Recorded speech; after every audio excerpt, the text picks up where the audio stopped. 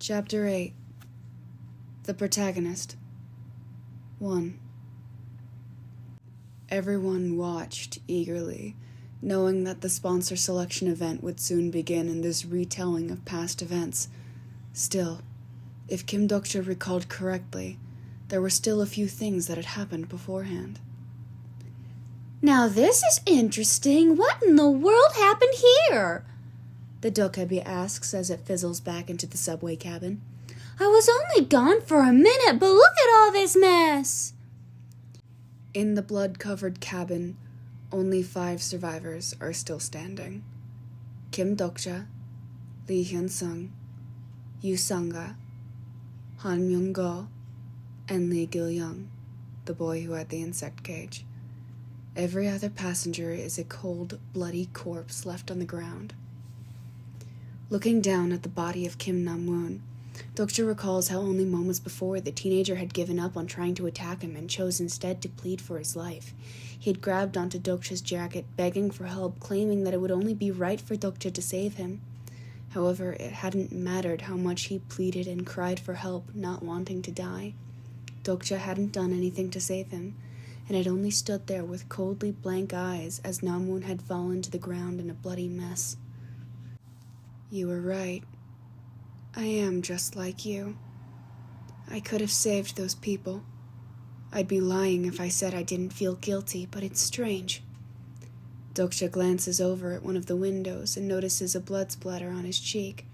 Annoyed, he tries to wipe it off with the back of his hand, only to realize that the splatter is actually on the window and his skin is still clean. How am I able to remain so calm? It feels like I'm just reading the novel instead of actually partaking in it. I did notice that Dokja always seems oddly calm in these kinds of situations, Yu Sanga remarked, glancing over at him. Could it be that you were in shock? Well, that was a reasonable assumption to make, honestly. Yu Sanga was quite smart. Lee Ji-hye frowned slightly. Isn't it just that Ajusi already knows what's going to happen, so he's not scared? Han Se-young snorted, raising a brow at the teenager. Let me tell you this, it doesn't matter how prepared you are when something like the literal apocalypse happens. Reading about it and living it are two different things. Any normal person would be seriously affected. Everyone finds different coping mechanisms, Kim Dokja agreed, looking off into the distance. He knew that the fourth wall was a skill, but he wouldn't be surprised if he just disassociated so hard that he gained it as an exclusive skill. It seemed to protect his mind in the same way that denying reality did, and it would make sense if it was just named that to fit with the literature theme. Some people will shut down, some people will lose themselves, Han Se-young listed off, counting on her fingers as she did. Except for me, of course. Kim Dokja scoffed. Some people just start a cult instead. Her mouth dropped open as she stared at him in disbelief before she screeched and practically lunged at him. You bitch! She hissed, almost clawing at Kim Dokja like a cat. It wasn't a cult, goddammit! The constellation Abyssal Black Flame Dragon is protesting that cults are cool. Oh, you shut up too! She yelled before trying to go for Kim Dokja with her nails again. Thankfully, since Kim Dokja had longer arms than her, he was able to keep her away with a palm on her forehead. Plus, even if she wanted to do anything, the kids looked like they would commit war crimes if she laid a hand on him. They were good kids, really, but that was kind of concerning. You slaughtered 124 living organisms. Slaughter details: 1 grasshopper, 123 grasshopper eggs. The next pop-up informs Dokja that the coins he obtained have been halved since the organisms were non-resistant, but he still receives 6,200 coins even with the deduction. After taking away the amount he used for his stats, Dokja is left with a starting amount of 3,500 coins. Achievements, rewards, and the channel usage fee deduction pop-ups are quickly sent away. There's something more important happening now. The train begins to move again with a rattle, and the survivors wonder if this hell is over. If they can go home now. The world we once knew has collapsed, and a new world is being born. And I am... As the train leaves the tunnel, the survivors gather at the window only to watch in horror as giant sea serpents emerge from the river enduring attacks from fighter jets. What in the world? Myung-go mutters as his eyes go wide. Even Sangha is stunned nearly into silence. My God. The Dokebi chuckles. Now this is fascinating. The only reader who knows how this world will end. The train comes to a stop at a bridge under the looming shadow of a giant sea serpent. Fearing the worst, everyone inside except for Doksha braces themselves for it to attack, only to realize it's not doing anything. Still, they're wary as they continue watching out the window. That snake-like monster is called an ichthyosaur. It's also known as a sea serpent. Later on, it will be classified as a Grade 7 monster in TWSA. Hyun-sung looks carefully out the window, still not sure he believes his eyes. What on earth is that? The world of TWSA prioritizes scenarios over everything else, so we won't be attacked by any creatures unless they are part of the scenario. See, now that would have been useful for everyone to know. Jung Hui-won said pointedly as she looked over at Kim Dokja. She had a point. At the very least, everyone here now knew that going forward. The Constellation Maritime War God agrees that sharing intel with companions is a good idea. Okay, he got it. While he couldn't control what the version of him on the screen would do, he'd at least try to share the information a bit more now.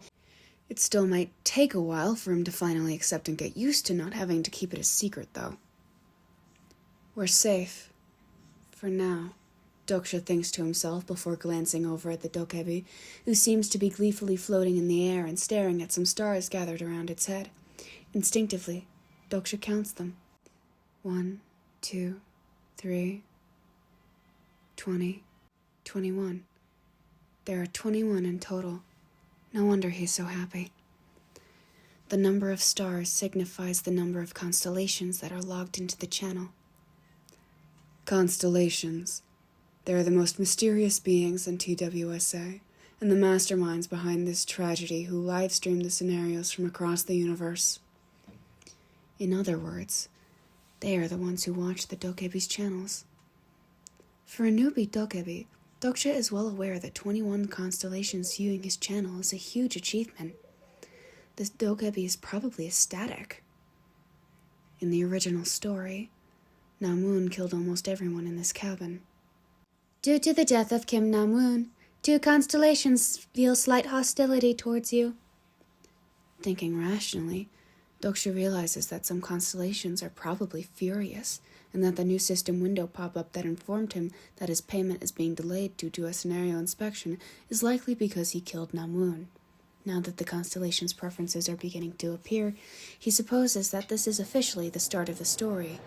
Crouching near Na-moon's body, Doksha grabs the knife off the ground. It'll probably be useful in the near future. It's just unbelievable. I was in their position yesterday, but now they are the ones watching me. I would argue that's a risky thing to say, Hansa Young muttered grudgingly, thankfully no longer coming at him for the cult comment. But they all knew that's the truth now. If she had thought that was bad, he didn't want to imagine how they would react to one of his later thoughts. Still, to think that Kim Na-moon would have killed almost everyone in the cabin if he hadn't been stopped. Lee Hyun-sung mused before sending Kim Doksha a slightly grateful smile. Thank you for preventing that, and for making sure I didn't have to kill someone. Kim Doksha could only send him a quick nod in response.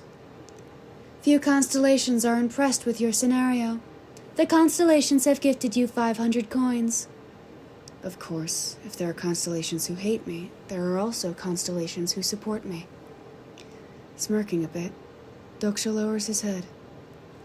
I hope all of you enjoy the show, because sooner or later you'll end up paying the admission fee with your lives. And there it was.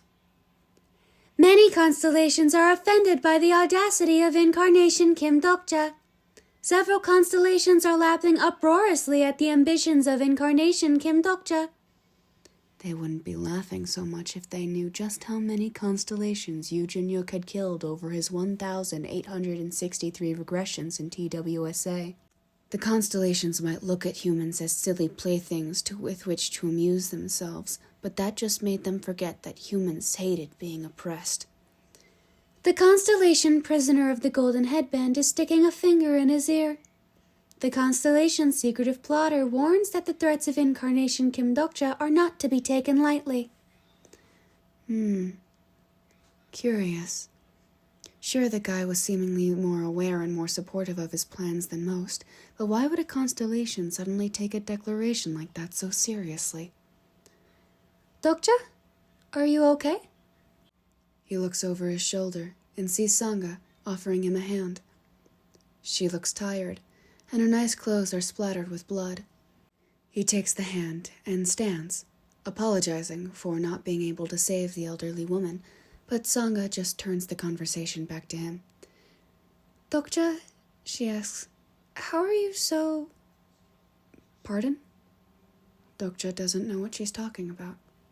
She purses her lips and shakes her head. It's nothing. Thanks for earlier. When Dokja seems confused by her words, she clarifies. You threw the cage towards me. Clarity returns to Dokja's eyes, and he has to be honest with her. That's just a coincidence. It won't happen again.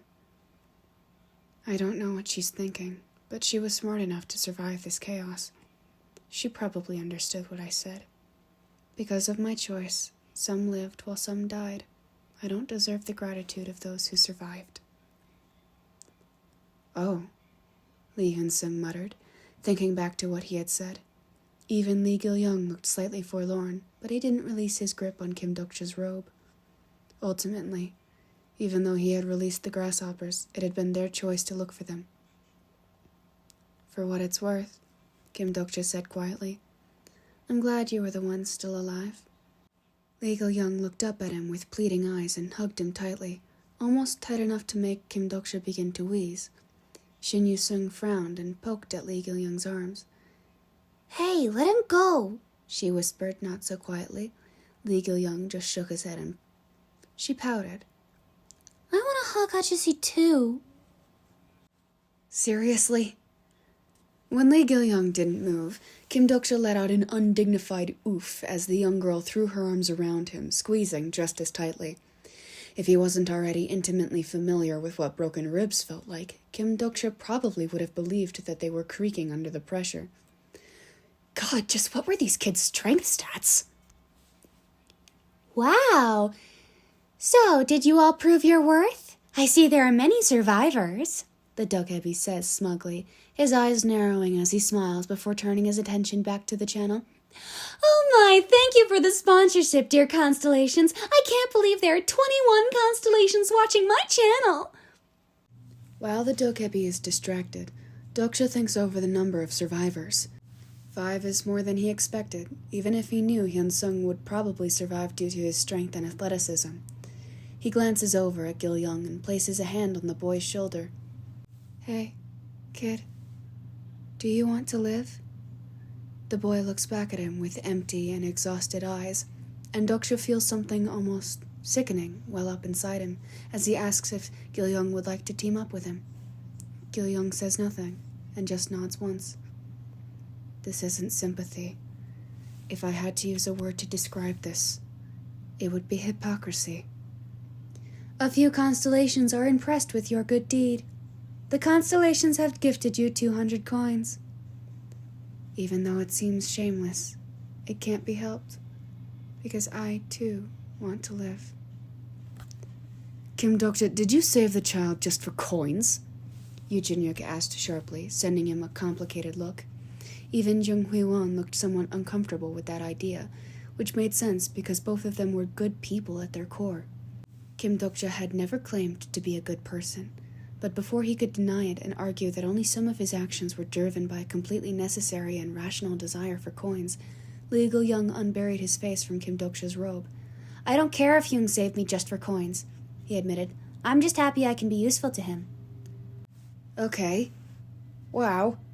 Someone, not Kim Dokja, seriously needed to have a talk with this kid about self-worth.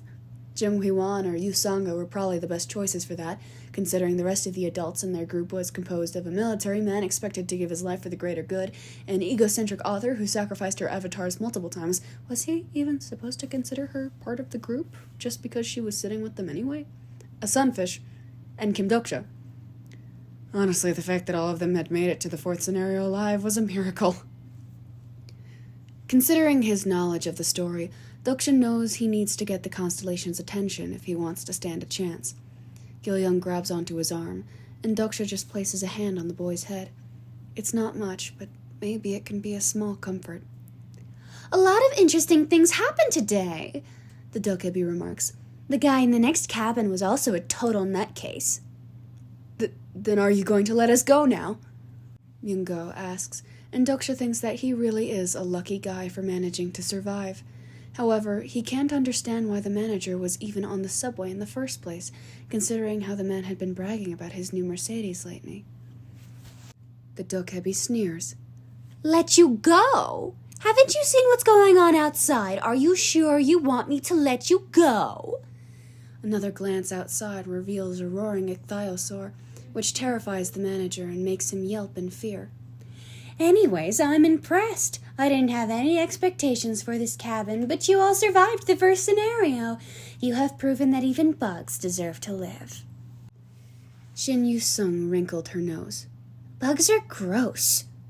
Yumiya nodded in agreement, and Lee Gil-young looked at the two of them with horror and betrayal written all over his face. He looked more upset about this than when he had to kill a person for the first time. Honestly, that reaction wasn't normal, and he should probably talk with Gil-young about it later. Dokja frowns. They're nothing but insects to the Dokebi, and he knows it. The Dokebi proceeds to gleefully explain that their reward for this scenario is that they're qualified to be sponsored by a constellation. When no one seems enthusiastic, he tells them that it's a pretty big deal. Of course they don't know, Dokja thinks. I'm the only one who knows what a constellation or sponsor is. The Dokebi continues. Let me break it down for you. All of you are so terribly weak right now. If you were to just move on to the next scenario in this state, you would be killed by a weak ground rat, let alone a crook.